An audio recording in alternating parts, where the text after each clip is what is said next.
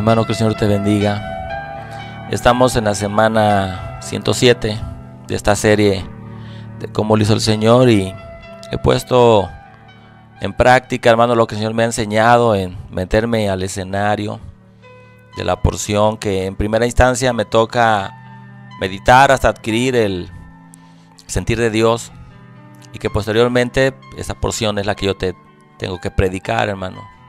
Meterse al escenario es muy bueno porque adquieres el sentir de Dios. Y en estos versículos que vamos a meditar, hermano, yo veo a un Jesús de Nazaret lleno, por supuesto, del amor de Dios, pero también lo veo muy enojado, hermano, y entristecido por la conducta de los fariseos. Ellos no habían dejado, hermano, de practicar lo que estaban practicando. Y el Señor se pone delante de ellos y les dice que de una forma definitiva y para siempre el Señor Jehová los había desechado, hermano. Qué tema tan difícil, qué cosa tan dura escuchar del labio del Señor, que no había punto de reconciliación con los fariseos como consecuencia de las muchas advertencias que el Señor les había hecho. Él les había advertido en forma personal, cara a cara. Les había advertido a través de parábolas. Y ellos nunca dejaron su forma de pensar, y obviamente, como consecuencia, no habían dejado su forma de actuar. Con cuánta razón dice la Escritura que el Señor, habiendo hablado muchas veces y de diferentes maneras a través de los profetas, hoy nos habla a través de su Hijo Jesucristo. Como lo hizo el Señor, desechó a los fariseos. Mateo 21, 42 al 46. Mateo 21, del 42 al 46. Tema en verdad duro. Mira lo que dice la Escritura. Les dijo Jesús: ¿no han leído nunca en las Escrituras que la piedra que desecharon los constructores ha llegado a ser la piedra angular? Esto es obra del Señor y nos deja maravillados. Quiero que notes en ese verso 42, hermano, ¿quiénes desecharon a la piedra angular? Dice que fueron los constructores. 43. Por eso les digo que el reino de Dios se les quitará a ustedes y se le entregará a un pueblo que produzca los frutos del reino. El que caiga sobre esta piedra quedará despedazado, y si ella cae sobre alguien, lo hará polvo. Quiero que note que son dos cosas, hermano: o caer sobre la piedra, o que la piedra nos caiga a nosotros. 45. Cuando los jefes de los sacerdotes y los fariseos oyeron las parábolas de Jesús, se dieron cuenta de que hablaba de ellos. Hermano, por favor, si ya se dieron cuenta que hablaba de ellos, el siguiente versículo, lo meramente lógico, indispensable, era que ellos procedieran al arrepentimiento. Pero mira el siguiente verso 46. Buscaban la manera de arrestarlo, pero temían a la gente porque ésta lo consideraba un profeta. Qué cosa más tremenda. No hay el menor atisbo de arrepentimiento en la vida de estos hombres. Si nosotros regresáramos versículos atrás, hermano, veríamos que el Señor Jesús estaba enseñando y los fariseos estaban ahí listos para tentarle.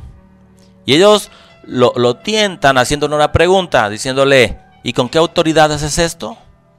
Y el Señor, creo yo que ya cansado, hermano, de tanta agresión, les contesta con otra pregunta. Les dice: ¿el bautismo de Juan es del cielo o de los hombres? Entonces ellos encontraron una disyuntiva, hermano, y estaban platicando entre ellos. Si decimos que es del cielo, nos va a decir que porque no le creímos. Si decimos que es de la tierra, la multitud nos va a apedrear porque consideran a Juan un profeta. Después de haber platicado entre ellos, van con el Señor y le dicen: nosotros no sabemos. El Señor le dice: entonces yo tampoco sé. Qué maravillosa la sabiduría de parte de Dios. Pero no se queda ahí el Señor, sino que les refiere dos parábolas, hermano, que te platico rápidamente. La primera parábola es de ese hombre que tenía dos hijos y que los envió a trabajar en la viña. Al primero le dijo que fuera y él dijo: yo no voy. Pero finalmente el muchacho fue. Al segundo le dijo que fuera a trabajar a la viña y él le dijo que sí iba, pero resulta que el muchacho nunca fue. Entonces Jesús le pregunta a los discípulos: de estos dos, ¿quién hizo la voluntad del Padre? Y ellos dijeron: el primero. el que dijo que no iría, pero finalmente fue. Entonces el Señor le dice una de las frases, hermano, más duras que yo encuentro en la Escritura. Les dice, los recaudadores de impuestos y las prostitutas irán delante de ustedes hacia el reino de los cielos. ¿Qué cosa, mi hermano? Se los dijo en su cara. O sea, las parábolas de Jesús iban subiendo de tono, hermano. Le estaba haciendo una advertencia durísima. Y lo hace sin miramientos, por amor a sus almas, hermano. Y es cierto que los recaudadores de impuestos y las prostitutas habían creído, pero ellos no. Ahí estaba Mateo, ahí estaba María Magdalena, hermano, gente de reino, humilde, gente que había sido restaurada por el poder y el amor de Dios. ¿Qué es lo difícil aquí, hermano? ¿Qué es lo duro? Que el Señor Jesús está delante de los fariseos y ya no le está hablando a la higuera que simbolizaba la nación judía. Les está diciendo a ellos en su cara, hermano, que ellos estaban siendo desechados de parte de Dios. Y lo remata con la segunda parábola. Les dice que un hombre era dueño de una viña y que hizo lo mejor para la viña. Le puso un cerco, la sembró, le puso una torre y él se fue a un viaje. Al cabo del tiempo envió a sus siervos y estos labradores malvados, en lugar de darles lo que les correspondía, producto del arrendamiento de la viña, lo que hicieron fue matarlos. El dueño de la viña envió a otros, dice que todavía más siervos que la primera vez, y también los mataron. Entonces dijo este hombre, voy a enviar a mi hijo. A él seguro que sí lo respetarán. Y estos labradores, cuando vieron al hijo del dueño de la viña, dijeron, este es el heredero. Prendámosle, si lo matamos, nosotros nos vamos a quedar con su herencia. Ahora viene la pregunta de parte de Jesús hacia los fariseos. ¿Qué creen que le sucederá a estos labradores malvados cuando el dueño de la viña regrese? Y ellos contestaron, les va a ir muy mal, van a tener consecuencias terribles. Y esa viña se las va a dar a otros labradores que la cultiven y que en su tiempo le den lo que le corresponde al dueño de la viña. Mi hermano, en verdad cosa terrible. ¿Qué le estaba diciendo Jesús? Le estaba diciendo que un pueblo que no era pueblo de Dios ahora se había hecho merecedor de las bondades de Dios y coheredero del reino de los cielos. ¿Qué representaba el dueño de la viña? ¿Quién es? Es Jehová de los ejércitos. ¿Quiénes son la viña? La nación judía. Los siervos, los profetas, son los enviados, hermano. La torre, el Espíritu Santo que se había puesto ahí. El cerco, hermano, que rodeaba la viña era la ley que Dios había dado al pueblo. El Hijo era Jesucristo, hermano, y a los que se les iba a dar la viña para que la trabajaran, esos somos nosotros. Entonces, hermano, Dios les había dado lo mejor a los judíos. Y lo único que supieron hacer es matar al Hijo de Dios gracias a su duro corazón, lleno de odio y de envidia. Por eso en el 42 ya te hablé del contexto, hermano, lo que precede a estos versículos. Ahora en el 42 el Señor le está citando un versículo del Antiguo Testamento que los mismos fariseos lo utilizaban para el advenimiento del Mesías. Le está citando y les dice que hay una piedra que para algunos es aprobada y para otros es reprobada. Te explico esto, hermano. Cuando se edificó el templo de Salomón, fue un trabajo muy arduo. Tuvieron los obreros que traer mucha piedra. Quiero hablarte espiritualmente y quiero que me entiendas. Imagínate los obreros yendo por piedras, hermano. Y agarraban piedras de aquí y de allá, pero había una piedra que no le hacían caso. Esa es la piedra angular, ese es Jesucristo. Es decir, que Jesucristo se paró durante mucho tiempo en los caminos y nos exhortó, hermanos. Nos hacía el llamado con su amor para que nosotros conociéramos la salvación. Y Él quería hacer nosotros gente de reino. Él se paró y estuvo debajo del sol y debajo del agua, pero para nosotros era la piedra desechada. ¿Qué características debía tener la piedra angular, hermano? Debe tener 3 características. Debe ser del tamaño adecuado, de la forma adecuada y que tuviera la resistencia suficiente para cargar con el peso de todo el edificio, hermano, porque si no se vendría abajo. Jesucristo cargó con los pecados de todos nosotros. Desde Adán hasta el último hombre que haya nacido o que nacerá sobre la faz de la tierra, hermano, solamente Él podía tener esa resistencia. Te decía que Él nos hizo llamados, hermano, repetidos. En Isaías 8, del 13 al 16, dice que solo al Señor hay que temer. Que el Señor Jehová es un santuario, pero también es roca que hace caer. Que muchos tropezarán con Él y que se quebrarán. Y nosotros, hermano, un día aceptamos esa piedra que antes había sido rechazada por nosotros. Bendito Dios que Él nos atrajo con su amor. Cuando nosotros vimos que el Señor estaba a la orilla del camino y que era inquebrantable. Te quiero explicar algo espiritual que es muy precioso, hermano. El Señor estuvo bajo el sol y bajo el agua, Él es la piedra. Nosotros lo aceptamos cuando vimos que era inquebrantable. ¿Qué era inquebrantable en Él, hermano? O sea, ni la lluvia ni el sol le pudo quitar ni una partícula de polvo a Jesús. ¿Qué quiere decir esto, hermano? Que su paciencia con nosotros estaba intacta. Él nos hizo llamados. Él nos atrajo con cuerdas de amor. Y su paciencia no se había desgastado. Pero también significa que era inquebrantable, hermano, porque nada de lo que le hicieron en el martirio de Jesús, nada pudo hacer que siquiera se minimizara la gallardía del Señor Jesucristo. Siempre fue todo un hombre. Admiro mucho, hermano, lo que el Señor hizo por nosotros. Bendito Dios. Yo siempre doy gracias por sus favores, hermano. Pero un día esa roca fue la aceptada. ¿Quiénes la aceptan? Los que creen en Jesucristo, hermano. Y dice esta porción de la Escritura que nosotros caímos sobre la roca y fuimos desmenuzados. Es decir, que un día dejamos nuestra sabiduría humana y buscamos la sabiduría del cielo. Un día rechazamos la justicia humana, nuestra propia justicia, y buscamos la justicia que viene de arriba. Pero para aquellos que no creen en Jesús, dice la Escritura, hermano, para los desobedientes, Jesucristo se constituyó en la piedra de escándalo, hermano. Porque ellos desecharon la misericordia de Dios, desatendieron el favor de Dios, tuvieron en nada el amor del Señor. Y dice la Biblia que vendría sobre ellos una ruina repentina. ¿Por qué hablo de que Jesús estaba parado en el camino, hermano? Porque en Jeremías 6, del 16 al 19, dice el profeta, hermano, que el Señor siempre nos exhortaba y nos decía: párense en los caminos, pregunten por las sendas antiguas y anden por ellas. Y nosotros lo único que contestamos fue: no andaremos. El Señor dijo: yo he puesto atalayas, gente que toque la trompeta para que se aperciban, pero ustedes no la han escuchado. Y viene la sentencia de parte de Dios: por lo tanto yo traigo mal sobre este pueblo, porque no escucharon mis palabras y porque aborrecieron mi ley. Mi hermano, cuando esta roca estaba a punto de caer sobre nosotros y hacernos polvo, entendimos que esto era lo que nosotros necesitábamos. Lo hicimos a tiempo, justo antes de que el amor de Dios se tornara en una furia incontenible, hermano. Y yo sé que cuando predico esto hay gente que no conoce el carácter de Dios y que suponen que esto que acabo de decir es una herejía. Ellos podrán decir: Dios nunca podría odiar. Déjame repetirlo a los religiosos. Nosotros nos convertimos a Jesucristo antes de que el amor de Dios se tornara en odio hacia nosotros. Mi hermano, la sangre de Jesús, el Señor Jehová, viendo el desprecio por la sangre de Cristo, ¿no crees que genera un odio incontenible?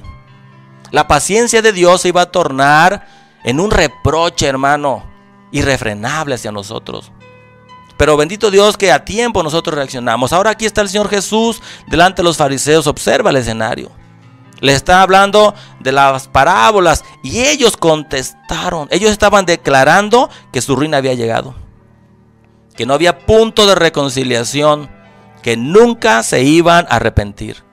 Hermano, la roca estaba a punto de caerles encima y hacerlos polvo, así como la visión que tuvo Nabucodonosor. Y eso se cumplió, hermano, porque cuando Jesús murió en la cruz del Calvario y derramó su sangre, escucha, la sangre de Jesús fue la lápida en la vida de estos fariseos. ¿Y qué con aquellos que aceptaron a Jesús? ¿Qué hay en sus vidas? ¿Cuál es la recompensa, hermano? Que ahora ellos ya no verían el rostro de Jesús, sino verían el rostro eterno de Cristo, que no es lo mismo. Ellos ya no gozarían de la misericordia de Jesús, sino de la misericordia eterna de Cristo. Ellos, hermano, que solamente 3 lo vieron, pero no iba a ser lo mismo ver la gloria resplandeciente en el rostro de Jesús en el monte de la transfiguración. Eso no era nada, hermano. Ahora el resplandor de la gloria eterna de Cristo en nuestras vidas. Mi hermano, la gloria de Dios descendió en Jesucristo, pero vino en una completa humildad, sin insignias, hermano. Él no hizo escándalo. Los fariseos se vestían de una forma exagerada, hermano. Y el Señor estaba ahí exhibiendo la hipocresía de ellos. Ahora ellos ya no gozaban del favor del pueblo. Jesucristo los había exhibido. El hijo del carpintero, a través de una sabiduría del cielo, hermano, había mostrado a todos que era una bola de hipócritas. Ahora ellos están reclamando, preguntando: a ver, Jesús, ¿con qué autoridad es eso? Ellos estaban alegando que la autoridad les correspondía a ellos. Y el Señor los remata, hermano, y le dice: es cierto, hagan como ellos dicen, pero no hagan como ellos hacen. Mi hermano, qué manera de exhibirlos. Ellos nunca vieron que la gloria había descendido en Jesús y que el Hijo de Dios, tan impresionantemente poderoso y sabio, hermano, estaba delante de ellos, que Él había venido a servirnos a nosotros que teníamos una naturaleza caída. ¿Cómo nos vino a bendecir? Con su palabra. Dice la escritura de ella misma que es una lámpara a nuestros pies y es lumbrera a nuestro camino. Si la Biblia, si la palabra de Dios es lámpara a nuestros pies, la pregunta es, ¿por qué no había luz en los pies de los fariseos? Seguramente que sus pies andaban por otro lado donde no debían ir. Porque si es lumbrera, hermano, no había ese fuego en el corazón de estos hipócritas, hermano. Y el Señor les reclama iradamente, le dice, ustedes no dejan entrar a las multitudes al reino de los cielos. Imponen cargas que ni ustedes mismos pueden llevar. Ustedes juran por todo. Extorsionan a las viudas y ustedes son una bola de sepulcros blanqueados, hermano. Si ves el rostro adusto, el rostro lleno de dolor de parte de Dios, endurecido por la terquedad de los religiosos, pero también la ternura de Dios y el amor hacia ellos, queriendo cobijar sus almas, así como la gallina cobija sus polluelos debajo de sus alas. Pero ellos, hermano, no quisieron. Después de estas palabras, el Señor Jesús, hermano, la Biblia enseña que el Señor Jesús abandonó el templo. Pero no se fue porque no hubiera querido discutir con ellos, hermano. El Señor Jesús se fue porque el tiempo para los fariseos había terminado. Es decir, Jesús había cumplido su misión de misericordia delante de ellos. Pero el Señor Jesús había sido rechazado hasta el último momento, hasta el final. Hermano, hay unas palabras en la Escritura que son durísimas y son aterradoras. El Señor dijo, esta casa se ha quedado desierta, nunca más me verán. Y el Hijo de Dios, la gloria de Dios, abandonó el templo. Ese lugar se quedó vacío, hermano, porque el hombre de gloria les dijo, nunca más me volverán a ver por aquí. Y lo único que quedó fue un templo vacío y ceremonias sin significado, ritos de hombres. Hermano, pero nosotros tenemos vida. El Señor vive en nosotros. Yo estuve orando, le dije, Señor, tu sentir en este pasaje. El Señor vino y me dijo, los fariseos se sentaban en la cátedra de Moisés. Ellos eran hechura de Moisés, pero ustedes son hechura mía. Hermano, el Señor me lo dijo. Le dije, ¿cómo es eso, Señor? Me dijo, si tú has sido formado por mí, has sido trabajado por mis manos, tú eres hechura mía y yo habito en ti. Pero si tú te has hecho a ti mismo, yo no habito en ti porque yo no habito en templos hechos por manos humanas. Mi hermano, hoy estamos rodeados de cosas que están hechas por manos humanas. Hay sermones hechos por manos humanas, apegados a las técnicas aprendidas en institutos bíblicos.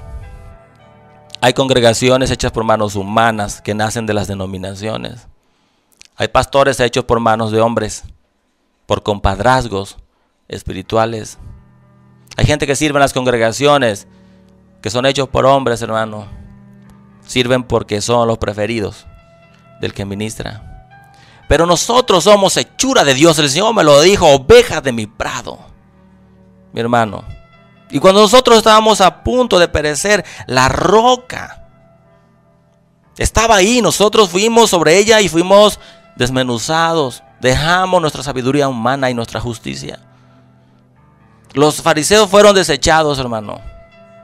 Ellos ahora estaban listos para matar al Hijo de Dios.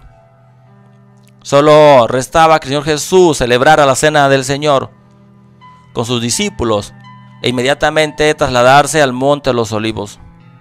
Lo único que nos resta a nosotros en esta serie es pasar por la cena del Señor, pasar por Getsemaní y por el Calvario de Jesucristo. Pero bendito Dios que esa roca nunca nos cayó encima, hermano. Un día reaccionamos cuando vimos que era inquebrantable. ¿Es cierto que el Señor te habló más de una vez? ¿Lo recuerdas? Y sabes que su paciencia nunca se mermó. Agarrabas piedras de aquí y de allá. Estabas haciendo tu propio templo. Pero había una piedra que estaba ahí y que nosotros la ignoramos. Pero cuando vimos que era indestructible, hermano, que su paciencia seguía intacta, cuando vimos que la gallardía de Jesús nunca se minimizó en nada, ni faltó, hermano, nosotros supimos que eso era lo que necesitábamos, ¿cierto? Hoy, mi amado hermano, nosotros somos templos vivos del Dios vivo. Somos barro en sus manos, dispuestos a ser moldeados por Él.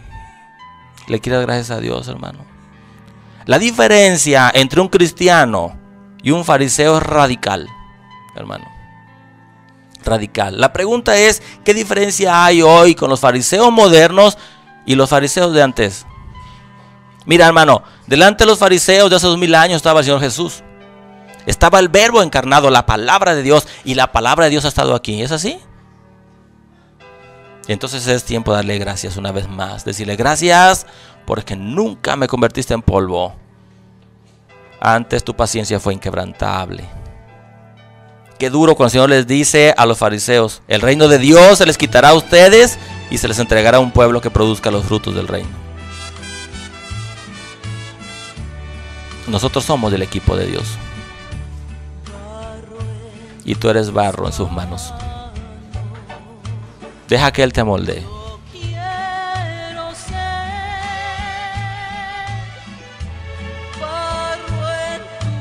Mi hermano, el Señor me dijo que si esa roca no hubiera caído, nos hubiera caído encima, candidatos al infierno.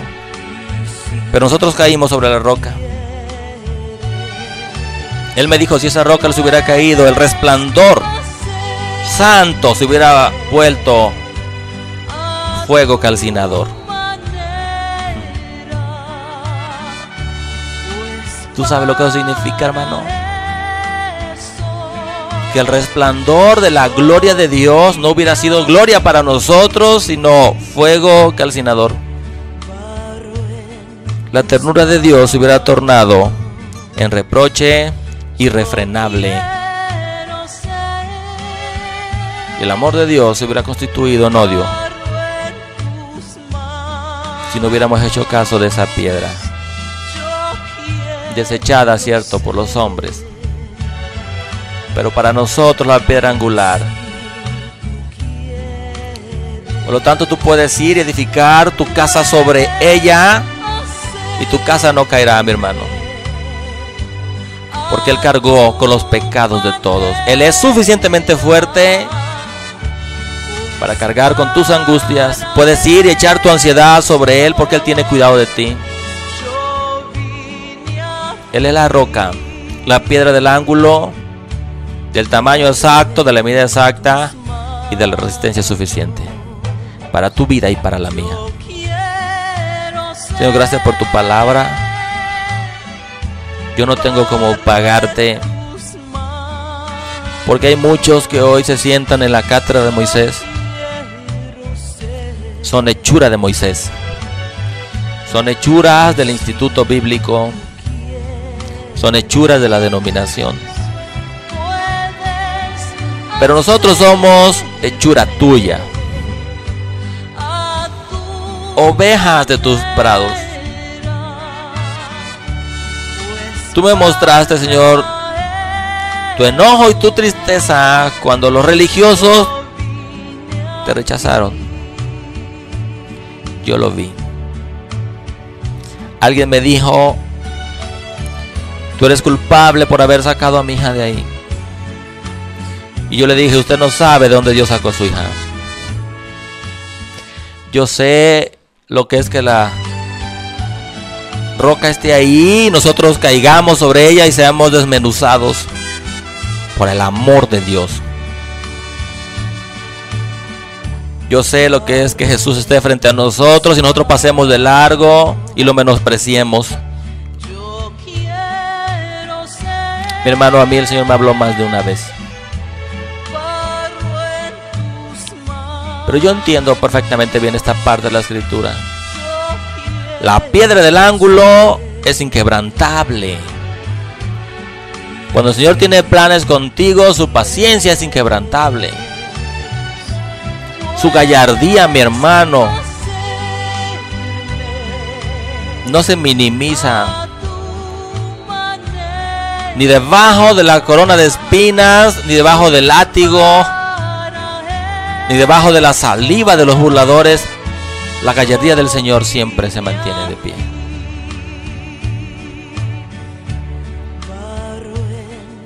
Pregunta por las sendas antiguas, mi hermano, y anda en ellas. Escucha la voz de la trompeta cuando el Señor la suena en tu vida.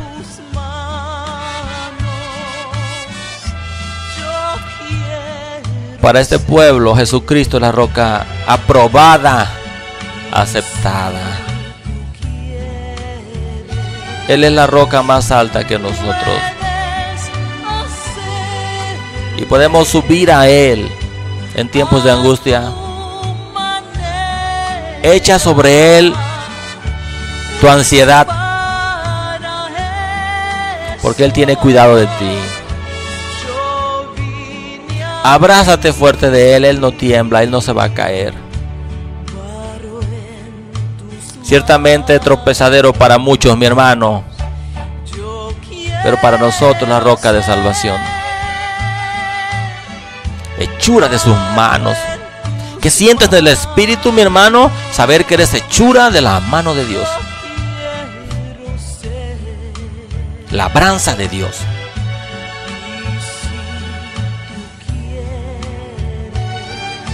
Y lo que Dios hace, mi hermano, te tengo una noticia, siempre lo hace bien.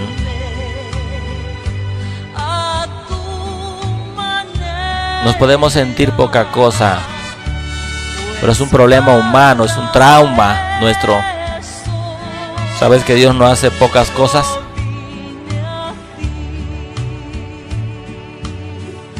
Tres semanas el Señor hablando sobre basta ya de complejos. Es que no voy a llegar, dices tú, y te dice el diablo. Agárrate de la roca, mi hermano. Es inquebrantable. Él no se va a quebrar y tú tampoco, porque la boca de Jehová lo ha dicho. Gracias por tu palabra, Señor. Yo no tengo nada que agregar, pero sí entiendo tu tremendo dolor delante de los fariseos, tu tremendo enojo, cuando con una desfachatez terrible decían: a esos labradores les irá muy mal, su final es terrible, y hablaban de ellos mismos. Gracias, Señor, porque los recaudadores de impuestos y las prostitutas no irán delante de nosotros al reino, porque nosotros somos esas prostitutas.